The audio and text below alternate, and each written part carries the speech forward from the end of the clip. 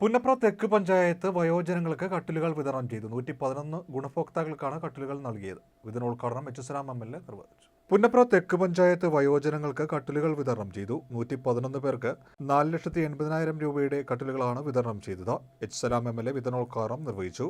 ചടങ്ങിൽ panchayat president P G Cyrus അധ്യക്ഷത വഹിച്ചു. Vice president Sudharma Bhuvanendran, block panchayat സ്ഥിരസമിതി അധ്യക്ഷ എം ഷീജ, പഞ്ചായത്ത് സ്ഥിരസമിതി അധ്യക്ഷരായ സുലഭ ഷാജി, എൻ കെ ബിജുബോൻ എന്നിവർ പങ്കെടുത്തു.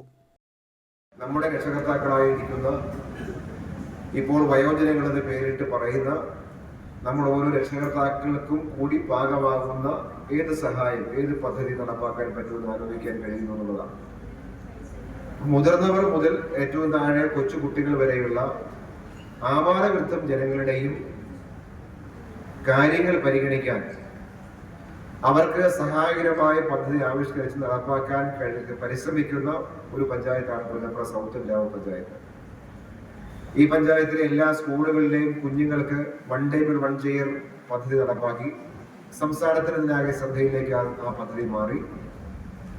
അതുൾപ്പെടെയുള്ള പല സ്കീമിന്റെയും ഭാഗമായി നമ്മുടെ ഗ്രാമപഞ്ചായത്തിന് ഏറ്റവും മികച്ച പഞ്ചായത്തിലുള്ള സ്വരാജ് ട്രോഫി ഉൾപ്പെടെ കരസ്ഥമാക്കാൻ കഴിഞ്ഞു എന്ന അഭിമാനകരമായ നേട്ടത്തിലേക്ക് എത്തിയ ഒരു പഞ്ചായത്താണ് ഈ പഞ്ചായത്ത് ഭരണസമിതി എന്ന് നമുക്ക് പറയാൻ പറ്റും.